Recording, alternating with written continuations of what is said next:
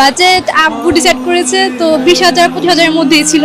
তো সবার মিলে ফুল ফ্যামিলি সবাই আসছি, শুধু বড় বোন বাদে। বড় বোনের বিয়ে হয়ে গেছে, সবাই আসছে একসাথে। আব্বু নিজের জামা কখনো আগে কিনে না, আগে আমারটা, তারপর আমার বড় ভাই বোনেরটা, তারপর আম্মুটা, তারপর যদি টাকা বাঁচে তাহলে আব্বু নিজেরটা করে, বলা যাবে না।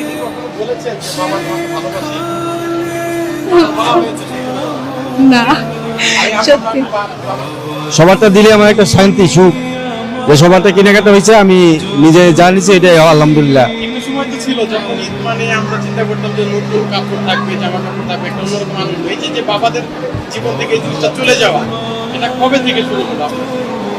এখন ছেলে মেয়ে বড় হয়েছে, এখন ওনাদের একটা ভবিষ্যৎ আছে, ওনাদের জন্য চিন্তা করলে আমাদের আমাদের এটা মাইনে নিতে হবে, এটাই আমাদের মাইনে নেওয়া উচিত। আপনার এই যারা কান্না করতেছে, আমি আপনাকে একটা কথা বলতে চাই, আপনি একটু পাশে আসুন। একটু পাশে আসুন। আপনি বলেছেন যে আপনি এখন পর্যন্ত আপনার বাবাকে কখনো বলতে পারেন না যে আপনি আপনার বাবাকে ভালোবাসেন। আমরা চাইবো আজকে অন রেকর্ডে আপনি আপনার বাবাকে বলবেন যে আপনি আপনার বাবাকে ভালোবাসেন। আঙ্কেল, আপনি একটু ধরবেন আপনার মেয়েটাকে, আপনি একটু বলেন আপনার বাবাকে আপনি ভালোবাসেন। আপনার আমি অনেক ভালোবাসি।